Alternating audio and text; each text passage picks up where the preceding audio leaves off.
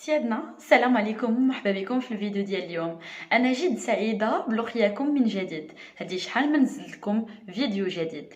الفيديو ديال اليوم ناتج عن الفيديو الاول اللي لونسيناه في القناه، اللي هو فنون او كيفيه تسيير سيوله المشروع. يعني هذا كان اول فيديو من نوع مالي في القناه. الفيديو ديال اليوم كذلك يعني غادي يكون من نوع مالي، الا وهو جدول المداخيل والمصاريف في المشروع، أو ما يسمى بالفرنسية لو CPC. C compte, P produit, C charge. Le CPC أو le compte des produits et des charges بالعربية جدول المداخيل والمصاريف. فبطبيعة الحال هاد جدول المداخيل والمصاريف إلا كنت مقاول ذاتي وكبرت ووليت شركة، ف سي parmi les états de synthèse أو من يعني من لي دوكيومون المحاسباتيين اللي كيصاوبهم لي لو كونطابل المحاسب ديالي. وإلا كنت بطبيعة الحال اتيديون، فبطبيعة الحال في الشعبة ديال ليكونومي فسيغتانمون غادي تقراو جدول المداخيل والمصاريف او لو سي بي سي. هذا لو سي بي سي يعني هو عبارة عن جدول يعبر لنا على عمليات سيرية التي نقوم بها في الشركة، يعبر لنا كذلك عن نشاط الشركة. ومنين كنقولوا نشاط الشركه ولا العمليات اللي كتقوم بها الشركه، ففي هذا الاطار كاين ثلاثه ديال الانواع اساسيه من العمليات. كاين اول حاجه العمليات المتعلقه يعني مباشره بالنشاط الاساسي التي تزاوله الشركه بشكل يومي. ملي كنقولوا العمليات كذلك فيها المداخيل والمصاريف، فاول نوع هو عمليات ليكسبلواتاسيون او لا عمليات النشاط الاساسي ديال الشركه. فيها المداخيل، يعني على سبيل المثال مجموع المبيعات ديال البرودوي ديالنا او ديال الخدمات ديالنا، هذه عباره عن مداخيل. كذلك المصاريف اللي عندها علاقه بالنشاط الاساسي ديال الشركه غادي تكون عباره عن لي زاشا. على سبيل المثال الشركه فاش مثلا ريستورون كيصاوب لي ساندويتش باش يدخل المداخيل لي ساندويتش، فكيتقدى لي برغر، كيتقدى الخبز، الخضار، كاع داكشي اللي كيتحط في لو ساندويتش، فهادوك عباره عن دي زاشا او لا السلعه اللي كنشريوها من اجل القيام بنشاط الشركه. كذلك عندنا اعباء متعلقه باليد العامله او لا لي سالير، يعني اليد العامله مجموع لي سالير ديال اليد العامله ديالنا. اعباء كذلك متعلقه بالماء والضوء والترونسبور، الا كاين عندنا كذلك دي زامبو او لا لي فري ديال البوسطه. فكاع هاد الاعباء عندها علاقه بالنشاط الاساسي ديال الشركه وتسمى لي شارج ديكسبلواتاسيون. وبطبيعه الحال اي حاجه فيها مداخيل ناقص اعباء كتعطينا النتيجه النهائيه. فإلا درنا مداخيل ليكسبلواتاسيون يعني مداخيل النشاط الاساسي ديال الشركه ناقص اعباء ليكسبلواتاسيون ولا اعباء النشاط الاساسي ديال الشركه، كتعطينا لو ريزولتا ديكسبلواتاسيون او لا نتيجه النشاط الاساسي ديال الشركه. كان هذا هو النوع الاول ديال العمليات اللي هي ليكسبلواتاسيون. النوع الثاني ديال العمليات الا وهو العمليات الماليه. فبطبيعه الحال اي شركه عندها علاقه بمداخيل ماليه واعباء ماليه. ملي كنقولوا المداخيل والاعباء الماليه، فعلى سبيل المثال العمليات مع البنك، يعني لي زانتيغي ديالها كريديتور ولي زانتيغي ديالها ديبيتور.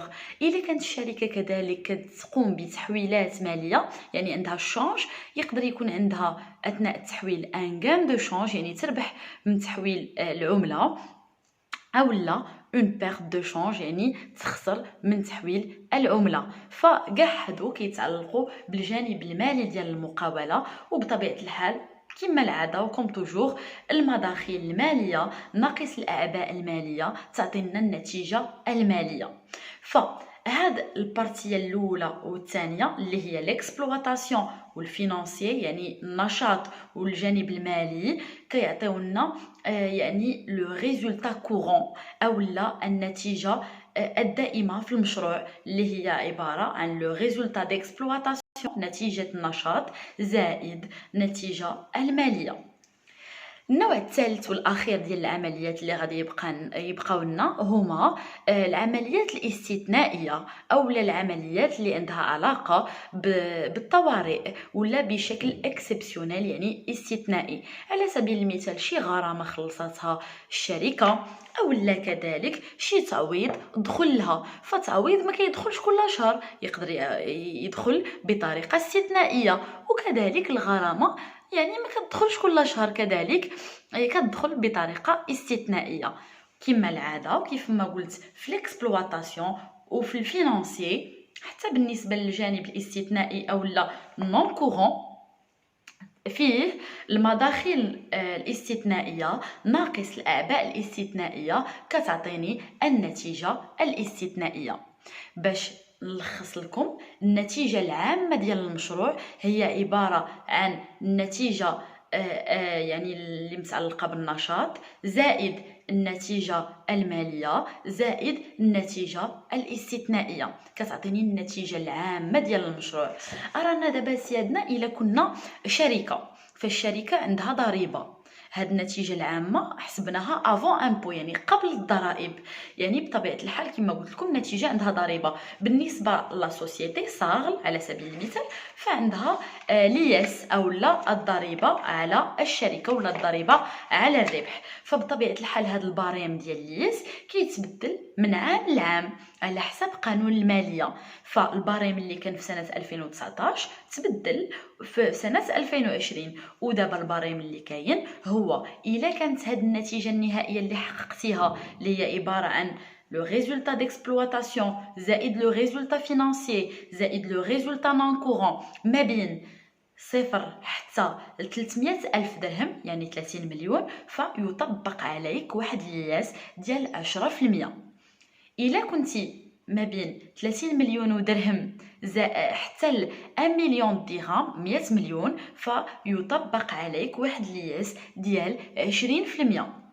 أما إلا كنتي فايت قطعا 1 مليون درهم يعني 100 مليون فيطبق عليك واحد الياس ديال 31%. كما قلت لكم البريم كيتبدل من سنة لسنة على حسب قانون المالية ديالنا. كما قلت لكم لو ريزولتا افون امبو كيتنقص منه لياس اللي هو لامبو وكيعطينا ما يسمى بلو ريزولتا نت او لا النتيجه الصافيه. الا كانت هذه النتيجه الصافيه موجبه فالشركه حققت ربح، الا كانت هذه يعني النتيجه الصافيه سالبه فالشركه ما حققتش ربح. يعني الا اصلا خرج لنا لو ريزولتا افون امبو سالب فما كنطبقوش عليه يعني الضريبه تو سامبلومون. غادي تقولوا لي علاش يعني شنو هو الهدف من هاد الحسابات؟ الهدف من هاد الحسابات هو اتخاذ القرار، تسهيل اتخاذ القرار وكذلك اتخاذ القرار الصائب. يعني هاد المحاسبه هذه كتعطيني يعني واحد الرؤيه مدققه في المشروع ديالي. على سبيل المثال الى النتيجه يعني اللي استثنائيه، يعني شتو معايا حسبنا لو ريزولتا نون كورون اللي درنا هو لي برودوي نون كورون ناقص الاعباء الاستثنائيه يعني المداخيل الاستثنائيه ناقص الاعباء الاستثنائيه. الا خرج لي هاد النتيجه كبيره بزاف على لو ريزولتا ديكسبلواتاسيون او على نتيجه يعني النشاط فغادي نقول كومون سا سفي يعني كيفاش واش يعني الحوايج الاستثنائيه كثار بزاف، الفلوس اللي دخلتها مع من لي زوبيراسيون العمليات الاستثنائيه كبار بزاف من الفلوس اللي كندخلها من النشاط بحد ذاته. فهنايا عندي شي حاجه صافا با، خاص الفلوس اللي كتدخل لي من النشاط بحد ذاته تكون كبر من الفلوس اللي كتدخل لي من الحوايج الاستثنائيه كالتعويضات الى ما غير شي مفاجاه جاتني دخلت لي في تعويض الى ما غير ذلك. فباش نقدروا نكونوا غيالمون واحد النتيجه اللي هي مدققه على الصحه الماليه ديال المشروع ديالنا والعمليات الماليه ديال المشروع ديالنا كيخصنا لو سي بي سي اللي هو هذا اللي شرحته لكم، حساب المداخيل والمصاريف، وكيخصنا لو بيلان او لا بالعربيه الحصيله، لحقاش لو سي بي سي حساب المداخيل والمصاريف والبيلان هما بجوج متكاملان، واحد كيغطي على الاخر. لذلك الحلقه المقبله غادي نخصها لكم لو بيلان او الحصيله، باش الا كبرتي من مقاول ذاتي لشركه وخديتي كونطابل، وفاش الكونطابل يبدا يشرح لك تكون عندك على الاقل واحد الفكره مدققه على داكشي اللي كيشرحوا لك الكونطابل، اولا كثقافه عامه كذلك. قبل ما نختموا هذا الدرس غادي نديروا واحد المثال اللي انا كتبته هنايا، عباره عن جدول اللي هو دفتر يعني المداخيل والمصاريف. فشتو معايا في هذا المثال كما قلنا كنبداو بلو ريزولتا ديكسبلواتاسيون اللي هو عباره عن يعني النتيجه ديال النشاط الاساسي ديال الشركه، هو عباره عن مداخيل ناقص مصاريف. اول حاجه عندنا هنايا هي المداخيل اللي لي فونت يعني المبيعات ديال هاد الشركه هي عباره عن 400 الف درهم. يعني هاد الشيء كنقول لكم في العام، هاد لو سي بي سي كيدار في العام على النشاط اللي كان عند الشركه كامله على طول العام. فدخلات 40 مليون، باعت 40 مليون. بطبيعه الحال ملي كنقولوا المبيعات هناك كذلك الاعباء، يعني ما كايناش مداخيل من دون اعباء. منين كنقولوا المبيعات كنقولوا اعباء يعني لاشا او لا الحويجات اللي شريناهم، اشا دو مارشانديز. على سبيل المثال هنا كان عندنا بمقدار 90 ألف درهم. 90 ألف درهم. كنقصوا كذلك لي زوتر شارج، على سبيل المثال الماء، الضوء، بوبليسيتي، يعني لي فري بوستو، لاسيورونس بقيمه 50 ألف درهم. كذلك نقدروا نقصوا يعني لي شارج دو بيرسونيل او الاعباء اليد العامله بقيمه، في هذا المثال هاد التمرين اللي وريته لكم هنايا 84 ألف درهم. يعني هادو امثله فقط. وكنقصوا لا باتونت، هادو هما اعباء المتعلقه بالنشاط. في هذه الحاله 400 ألف درهم ناقص المجموع ديال هاد 90 ألف درهم زائد 50 ألف درهم زائد 84 ألف درهم زائد 10,000 درهم كتعطينا لو ريزولتا ديكسبلواتاسيون او لا نتيجه النشاط اللي هي المداخيل ناقص الاعباء. عطاتنا النتيجه هنايا 17 مليون و 6000 درهم. بطبيعه الحال هذا الجزء الاول، يعني المداخيل والمصاريف المتعلقه بالاكسبلواتاسيون او لا بالنشاط. غادي نمشيو دابا للجانب الثاني اللي شرحته لكم في الاول، اللي قلت لكم الجانب المالي.